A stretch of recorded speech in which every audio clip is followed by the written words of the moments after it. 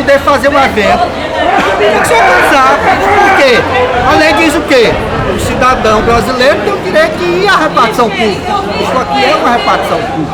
Aí chego aqui, tem, conforme ele mesmo falou aqui,